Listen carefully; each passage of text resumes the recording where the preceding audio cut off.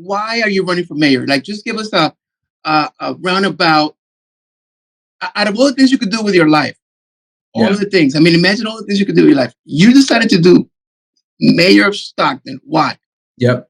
It's, when I think about it, I mean, there's the answer of like, I have unfinished business, and I've said that, right? I served on the council for 4 years, from 2017 to 2020, and I would have to say those were some of the most prosperous years we've had, probably in the last 20 years, right? Not including the big boom in the early 2000s of housing and whatnot, but it was prosperous years. Look, we were rolling out programs, we were bringing in investment into the city. It was based on youth primarily, but we hit a stride, and that's what the council members and then current Mayor Tubbs. And then COVID hit, and that was just a weird, wacky moment for a lot of us. And I wanted to do more. I wanted to do more for the city. I wanted to be able to bring in more resources. And so I ran for state senate, and I came up short. And several of my colleagues on the council also ran for re-election and came up short, and weren't able to move on. And so a lot of the good work was just paused, and has been paused for the last, it'll be 4 years when this is over, for this term. I was able to bring in new amenities into my district. We even had flights to LA from the airport that surrounds my district. We had a high number of police officers. It was two and a half of the most safest years we've had since pre-recession. That was one of the most empowering things for me as a young person, to see how government works at a very small scale, obviously, but I got to see it. And it made me reflect on Stockton, made me reflect on the city I grew up in, specifically in my neighborhood in South Stockton, where you had neighborhoods with no sidewalks, neighborhood with no lights, sidewalks. It was just this weird kind of apocalyptic type of neighborhood with no planning, right? And I'm like, wait a minute. It was people. It was council members, it was people who made decisions on where to invest money and where not to invest money. And since then, it was just a personal mission of mine. When I was graduated from college, I won this prestigious fellowship at the state capitol. It's called the Assembly Fellows. And that's when it really just hammered in for me. I'm like, one day I'm going to run. One day I'm going to go back to my city. I was living in Sacramento at the time. One day I'm going to go back to Stockton, and I'm just going to do it. Like, I'm just going to get involved. I'm just going to run, and I'm going to do it. And it didn't happen until like 10 years after that, right? But it had to be that way. The reason why I say that is because I had to learn. I had to learn what it means to be politically astute, what policy means, how you build coalitions. In those 10 years since I graduated from college, I worked for the Obama campaign. I moved to LA, had a great opportunity to work for a national organization called Unidos Us. That's their new name. And it was, and living in LA during that time and working for that organization and subsequent organizations after that. And by no means am I comparing myself to this person, but I will say this: what Chicago was for Obama, where he cut his teeth politically, where he learned coalition building and organizing, LA was that for me, right? In my formative years, my late 20s, early 30s. I got to rub elbows with then Mayor Villaraigosa, right? I got to learn how they build coalitions with African-American communities, the Jewish communities, Korean communities, and other Latino communities, and white communities, Liberal, Echo Park, Silver Lake, to the west side. And I got to see, then Senator Padilla work, then Assembly Member or Senator Gil Cedillo, all these folks, right? And so I got to see like big time politics, right? And what it really means to build coalitions and move a city forward. And so I had to get that training. Like I had to be in that position. My dreams of moving the city forward here had to be delayed because it all has to be in perfect timing. And so in 2015, my wife became pregnant, Andrea, and became pregnant with our little baby. And we had no family in LA, right? We're like, all right, listen, it's probably time to, I've always wanted to go back, but this is probably it. We got to go back with family and get that support system. And then my grandma passed away, and I knew it was time. And I remember she told my mom before in her deathbed practically that she wanted my mom to tell us that our baby was going to be a girl before we knew it. And so when grandma passes away, we make that move. It wasn't an easy move, right? I didn't know if I was ready. I didn't know if it was going to happen or what I was going to do. But, we started looking for homes here and started pumping out resumes. And I got connected to then former Mayor Michael Tubbs, and we built this great relationship. And I told him what I wanted to do. And he said, you know what? He said, I have plans to run for mayor. Like, this is probably the perfect timing. Like, come back, move to the old neighborhood where you live, you grew up in, and run. Like, the city needs you. And so, prayed about it. We did it. Ran, got elected by a landslide. And it was, like I said, 4 years of just really learning about city politics here locally. And the system here is a little broken. It doesn't work the way it should work. And I'm running because it has to work. We have to make the system work for the people here. And going really, really quick, not to interrupt, but you mentioned Michael Tubbs, who's still doing a lot of things out there. Yeah. You stay in contact with him? How does he feel about you running? Contact, absolutely. Yeah, we've been in contact ever since. I mean, he was people that encouraged me to take a deep dive into exploring the idea of running for mayor. Because he's always seen that in me, right? Leadership. And he knows my policies, he knows my family, he knows where my mind is, he knows my work ethic. And he pretty much said, there's no better time than you. There's no better time than now for you to run for mayor. And and it's funny story. This is the one position out of everything I could run for that I didn't want to do, but yet it was the one that made the most sense. And so it was Tubbs, it was my wife, it was very close friends and people that were like, nah, man, this is what you need to do right now. And the hesitancy on my part was because I know that this position demands a lot. And the level of authority and power you really have as a mayor here in the city of Stockton is limited. And that's formal power, right? Formal authority, formal power given to you by the charter, given to you by our city's charter. And so I'm like, look, this is, and I'll add this, and the expectations of this position are out the roof. Like, I mean, everyone in Stockton knows who the mayor is. Like, it's just a well-known figure. I would even venture to say you can go around the county and ask residents from other cities and ask them, do you know who the mayor of Stockton is, or the name? And I'm sure they'll probably say yes. Well, let me ask you that. The mayor, right, as compared to other cities in the United States, how much power does he have, or how much power does he not have? Yeah. So, I would say this, being the mayor of Stockton is probably the single most hardest position in all of the Central Valley, and from all elected officials. And this is with all due respect.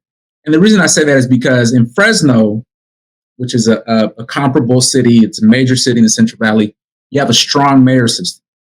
So that mayor actually has control over departments, right? Directly over the police department, fire department, Parks and Rec, utilities, you name it, right? Like they have that level of authority to be able to direct these things and direct the budgets the way they're supposed to. Sacramento is sort of a hybrid. It's similar to ours, but they have a lot more power. And the reason I compare ourselves to those cities because they also have chronic, complex urban issues that we have, right? So they deal with crime, they deal with homelessness, they deal with housing insecurity. I mean, you name it. But here in Stockton, we work in the council manager system where the city manager really is the one who runs the departments, take care of the budget, obviously with our input, but it doesn't compare to the same level of authority of that. Because I will say this, residents in Stockton think and believe that the mayor has all of that authority formally, but they don't, right? We have to work in coalition with the council members. We have to actually move staff to do things for the city. And so it makes it, the expectations are here, but the level of formal authority is here. But I saw firsthand during my time on the council what a mayor can do despite that, right? Through my proximity and just relationship with then Mayor Michael Tubbs, and how he was able to build organizations and initiatives outside of the city structure. So the blueprint is there. The blueprint is there, and I had front row seats to see what that is, how that works. And a lot of those initiatives and organizations still exist, right? And they've been very supportive of my run for mayor. And so this is why I feel like I'm the better candidate. The best candidate is because I have access to those organizations. I still have those relationships. I'm still very much a fan of what they do.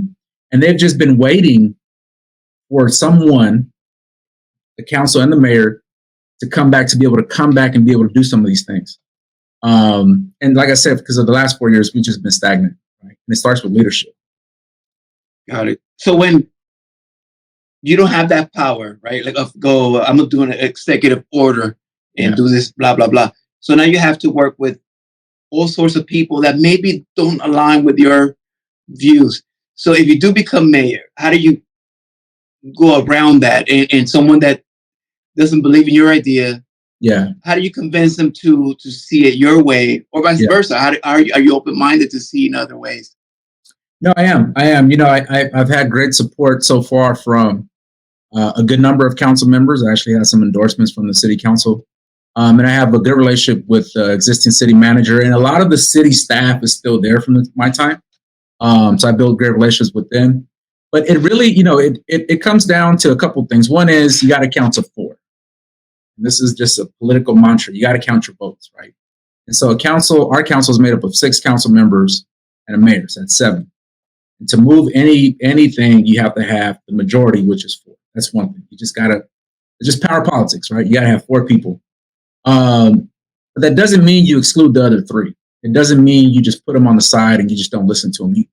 One of the strengths I have is building relationships. One of the things I have is respect, and I give it to folks that have their that want to do well in the city. And I was known as a coalition builder. I had a lot of respect when I was on the city council. And so I plan on doing the same thing.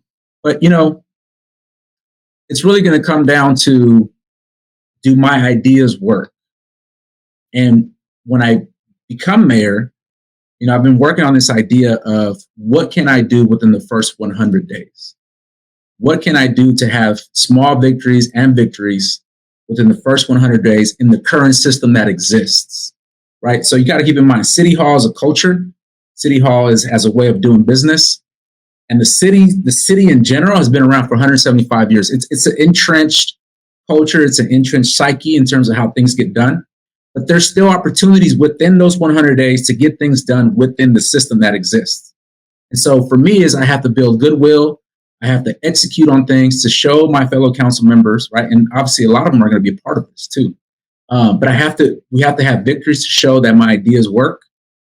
Post 100 days is when we can start thinking of like, okay, how do we change the system to actually build the ideal city that we want? There's a couple things that you have to come in as mayor, is like get the small victories, work on the important things first.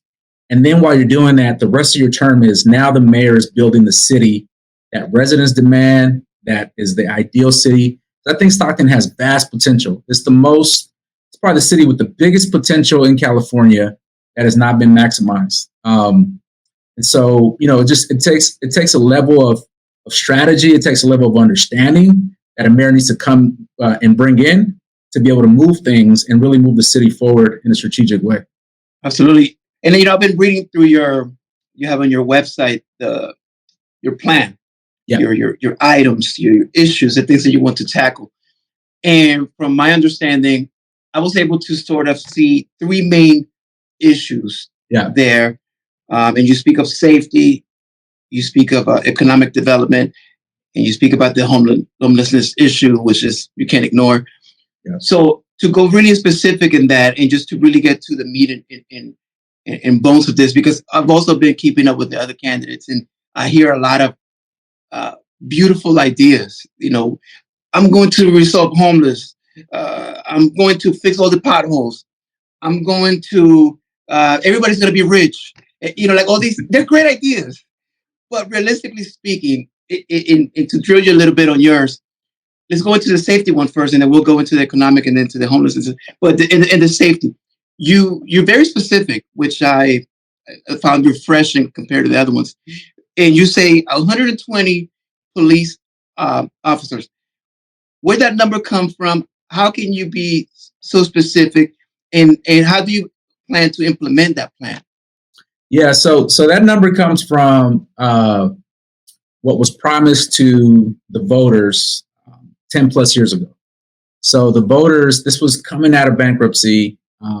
This was actually going into bankruptcy and being in bankruptcy. The voters were asked to tax themselves to the highest rate of a sales tax that is legally possible in California for cities. And the promise was, and it was a general tax, the promise was, we're going to use this money because our police department levels of officers is probably down or was down to what it is now. And homicides were rampant, gun violence was rampant, violent crimes were rampant. This was probably some of the most darkest years in modern Stockton's history, was between 2010 and like 2014, just dark. But the voters, people said, hey, we passed the sales tax. We increased the number of officers by 120 to get to about 480 officers, which, by the way, is still not enough for our city our size and with the crime statistics that we have. There's a report out there, research that was done that says that a city of Stockton that has our size and our issues should have about 660 officers. Right? So 480 wasn't even near that, but 480 was a good number. The sales tax was going to bring in revenue to be able to hire up to 120. And so when I wrote that we need 120 officers, we were down to about 360. I think now we're down to 340, so it's even more. But let me tell you this, because I want to hit you on both sides, from the police side and the community side. Yep. So in speaking to some police officers there in Stockton, what I found, and obviously I'm not a police officer, so I don't know, but that there's an issue with retention rates, yes, and with recruiting. So even if you have the money, it's hard to get these police officers there. So how do you solve that? So I said this in the last debate. I said, and it was taken out of context, obviously, by one of my opponents.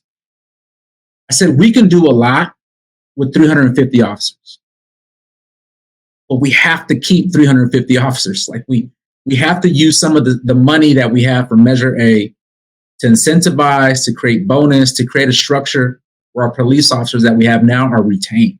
First and foremost, the ideal still is to recruit more. The ideal still is to pay more, right, and have better benefits. But we have to stop the bleeding. So my suggestion is you use some of that money to incentivize and strengthen the force that we have now. Okay, well, let me ask you this. How do you compete with, I don't know, Bakersfield, and they want to pay a whole bunch of percent more, and they're closer to LA? And how do you get an actual plan to get these police officers to go, hey, consider Stockton. This is your home. Yeah. Well, I mean, we are constantly recruiting. We are constantly hitting. I mean, I know our recruiters from our police department go nationwide. I mean, we are doing the work. I think what happens here is once they get here, they realize that they can probably get paid more. But I will say this, that our officers that do come here and are trained and leave or stay are probably some of the best trained officers in the nation, because we have real crime, real things happening here, right? And some of the officers, they get older and they say, I'd rather go to Lathrop or I'd rather go to these safer cities, raise my family, I'm going to come home every single night. So you think that's a good recruiting tool? Like, hey guys, come here. We have real crime out here. Like, you're not going to be, walking around the park in your little horse. No. Well, it's not because, but I will say this. I'm kidding, obviously. But I will say this. It doesn't stop LAPD. They keep growing. They have real crime. It doesn't stop Oakland PD. They keep growing. They have real crime. San Francisco, Sacramento, I mean, you name it, right? I think the biggest difference here, though, is that when they start establishing their families, right, they look at school districts. Our school districts aren't performing at the way they should compared to other comparable cities. They start looking at quality of life. Like, what amenities do we have to actually raise my family here? So it's even a more larger complex issue, right? Because we're not the only major city that's facing a recruitment shortfalls, but our quality of life, and this is a stupid stat that but it's out there. We rank consistently at the bottom of the most, or the highest of the most miserable cities. Our quality of life index is near the bottom. right? And what is quality of life? It's amenities. It's culture. It's what do you do when you clock out, right? What does your wife do while you're at work? Where does she work? Where do your kids go when they're done with school? Are there after school programs? Are there any places where they can go and hang out? And our quality of life here has gone down over the last, I would say, 20 plus years. And so police officers aren't immune to that like we are, right? They're people just like we are, where they also want to experience a good quality of life in the city that they live. And so right now we're failing miserably in these quality of life indicators compared to comparable cities. And these are urban cities that have real crime as well. And so I think that's part of the equation. It's more of a global question, right? Where I think our officers would stay here, even with the pay or a little bit better, if they felt good about the quality of life here, felt good about the schools, felt good about the parks, felt good about amenities, entertainment. We're just lacking in that. And I have to speak the truth because we are. When I told my 17-year-old I'm running for mayor, 17. So he's the demographic between like 16 and 28. These are very active young people, right? Single, right? They want to do things. When I told him I was running for mayor, he said, why? Like, I can't wait to leave.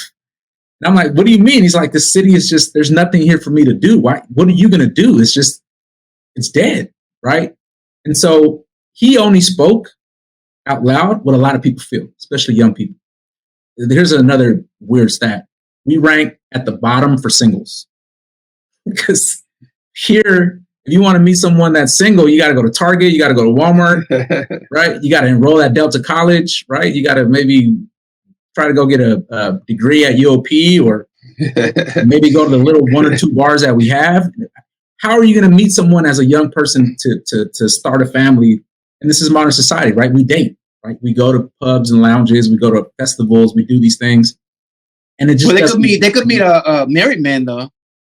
Hey, that's a different topic. I plead the fifth on that for all the married men out there. They should come home and take care of their. Well, they have to take it up. There's not enough singles, so they have a lot of pressure on them. But I don't mean to take light of the situation, because what you're saying is so deep that to recruit these officers is not just money. There has to be an overall quality of life, schools, raising a family, their own well-being. Because it doesn't make sense to make a lot of money and you can't even go outside. Right. So that's but now not to, I want to be neutral on this. So that's the police, right? So there's a problem with recruiting and retaining them. But what about if you do get to 600, 700 police officers? Yeah. How do we know that the community won't feel, I want to use the right wording, they won't feel like overly watched or overly, policed? Yeah. Well, I will say this quickly. We actually got to 475 when I was on the council. We almost hit the intended number. And during those 2 years that we did, we had some of the lowest crime rates that we had pre-recession. So more police, but we'll say this, we did have a Marshall Plan. We had a phenomenal chief who actually trained his officers in implicit racial bias. I mean, it was a well-oiled machine. We had community policing. So it was 480 officers allows us to do more preventable type of measures, right? And so I will say this, so 660 is we would have to double our budget, but there is merit in that number, but it also deters crime. I mean, more police officers in the street deters crime. But to your question was like over policing. Oh yeah, like at what cost? Yeah. I mean, you obviously you can if you keep everybody at home, there will be less crime. So at what cost? Yeah. And not that there has to be a cost, but is there a cost to over policing the city? And not that that's the case right now, but if you were to get there, we live in an imperfect society, so the reality of that is very real, and I'll acknowledge that the reality of over policing is very real, right? And we have our areas that have historically been over policed.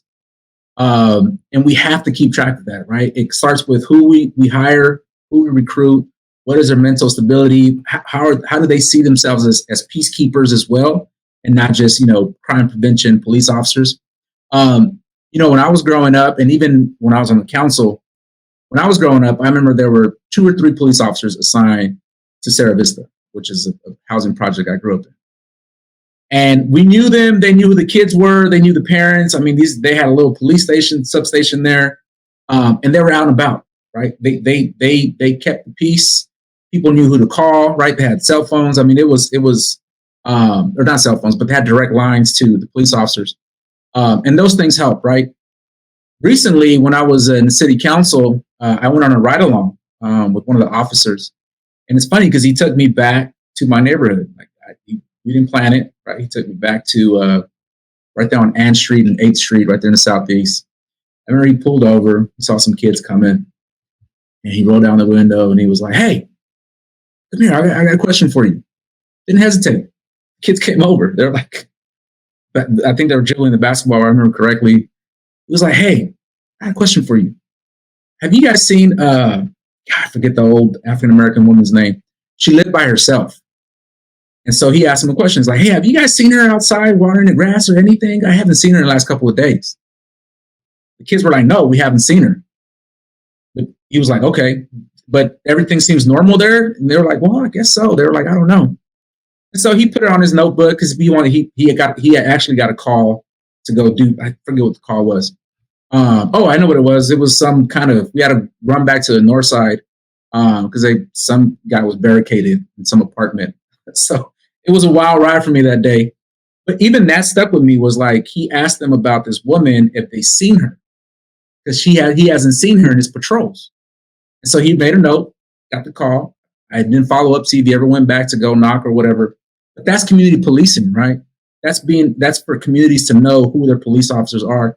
And we know which communities have the propensity of being over-policed, right? So we have to be very diligent about who we send out there, what police officers are assigned to those areas. And also say this. What's the statistic? The statistic was over 80% of violent crime, chronic violent crime, happens in about 6 to 7 spots across the city. We also have to be smart with surveillance tech, right? We have to put eyes on these spots, right? Drug deals, prostitution, gun violence, gun sales, narcotics, you name it. And we should spend some of our money to be able to boost our technology to be able to monitor those areas so that there's eyes on it constantly 24/7, right? And I will also say this. We strike the balance between over-policing, but even in low income, is like, for a better term, right? In some of these same communities, they also want safety. The safety for them looks different. So we have to have that communication in terms of what does community safety look like in these neighborhoods. In some other neighborhoods, it's just like, dude, just patrol, just make sure my car isn't broken into, make sure graffiti is not happening, make sure, the robberies aren't happening at some of the retail stores or whatever. That's another big issue too, retail theft. But we'll get to that later. Yeah. Well, that's deep. That safety doesn't mean the same thing for everyone. It's a taste. Wow. No, absolutely no. But everyone, listen to me. Everyone wants a safe community. Yeah. Every single person. There's not one person who does not want a safe community in a safe neighborhood. We just have to be nuanced in terms of what does that look like for certain neighborhoods. Absolutely. Wow. Yeah. Well, moving into the economic factor of this, because actually it's all together. Yeah. What's your plan? Because it says that you're definitely going to tackle a lot of the stagnant economy. Yeah. How do you plan to boost that? Yeah. So, I stopped by the 7-Eleven. There's one by my work here, and chatted up with the owner there. He knows I'm running from there. He's like, "Man, what are you really going to do? What's your big priority?" And I told him, you're probably expecting me to say homelessness, public safety, violence, probably the lack of housing. I said, but that's going to be the priority no matter what for any mayor. Like, you come into City Hall day one, that's going to be on your desk. That's it. It's just the reality of today. It's the reality of Stockton right now, that those are chronic, complex issues. So I said, but the one thing I need to focus on that has to be different is economic development. Other cities around us Sacramento, cities in the Bay Area, even Modesto, Fresno, they're developing these robust economic engines, right? They have activity, but they're also dealing with the same things we are: crime, public safety, homelessness, lack of housing. So we have to walk and chew at the same time. And so I don't believe that we have to hunker down as a mayor. No, you have to be creative. You have to initiate the right people. You have to tap the right people to be able to move some of these things. And the first thing I want to do is I want to look at what our workforce development programs look like. Because there's two things that we need to keep track of. One is, where's our investment going? If we're investing in developing a workforce for the current jobs that exist, I think that's great. We should keep doing that, right? Bringing more people into the fold for the current jobs that exist. And here really primarily is healthcare, logistics, education. Those three of ag, but there's not much workforce development in ag. Those are the three main industries that exist here. But I also want to make sure that if we are investing in workforce development programs or initiatives that train residents here for jobs that we want, we have to be careful. Because if we're trying to attract companies by training folks here for the jobs that we want here, what I see that's going to end up happening is those people that we train are going to go to the Bay Area or Sacramento to go work, because that's where the jobs are at, right? So it's a net gain right there. So for me, it's like the question should be, how do we turn that on its head?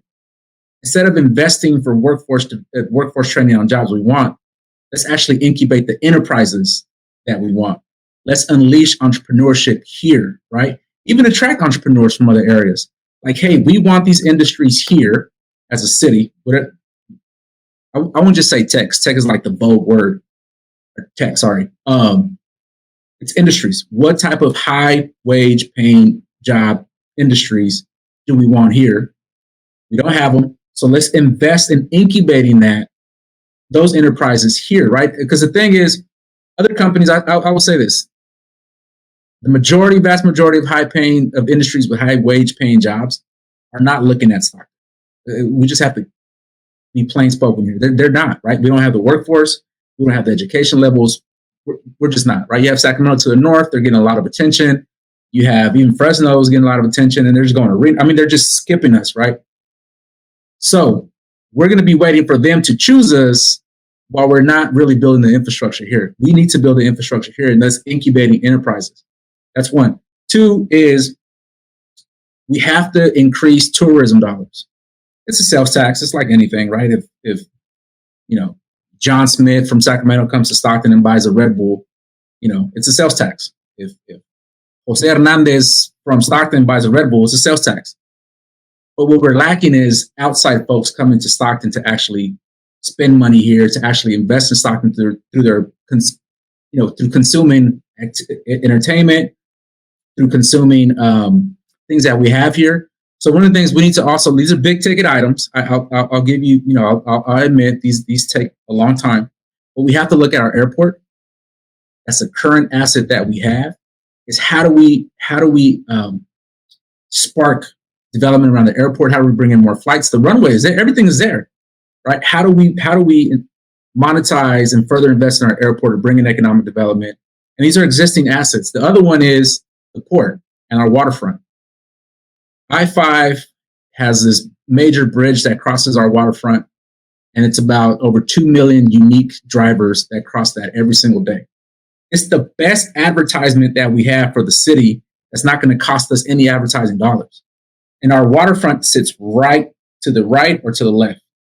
So we have to tap into redeveloping our waterfront, because we need folks to come in from the outside and say, hey, there's something exciting happening in Stockton. I went there for the best damn shrimp burrito I ever had in my life, right? Or I went there for the best lumpias I ever had in my life, and it was safe. It was the waterfront was activated. So these are big ticket items, and these are assets that exist here now that we can work on. I also think our universities have a role to play too. And if I get the opportunity to talk to the president of EOP, I'm like, hey, there's a lot of liberal arts colleges and small colleges across the country who are investing in their towns or cities downtown, right? These colleges just can't get up and move. They're rooted in that city. They're rooted in that geography, but they're building arts venues, they're building theaters, they're building student housing, they're building school departments in their downtowns to attract more, just more tourism, more dollars, more, just more money being spent. And then we also can't forget about our long neglected neighborhoods, right? Like the East Side, South Side, West Side. Beautiful people live in these areas. Amazing people. I've walked and canvassed in all these areas. I represented these areas. And you actually have people that have discretionary income. They have money to spend. I mean, people from the East Side, South Side go to Trader Joe's. They shop. So why don't we redevelop those corridors? Why don't we bring in businesses to that area and make them homegrown businesses and actually start building community, right? Generating income and generational wealth through small business development in these areas. And so I have a pretty nuanced plan on economic development. I think it needs to happen. It must happen. Like I said before, crime, homelessness, housing, they're going to be issues I have to deal with as a mayor every single day. It's going to be on my desk day one.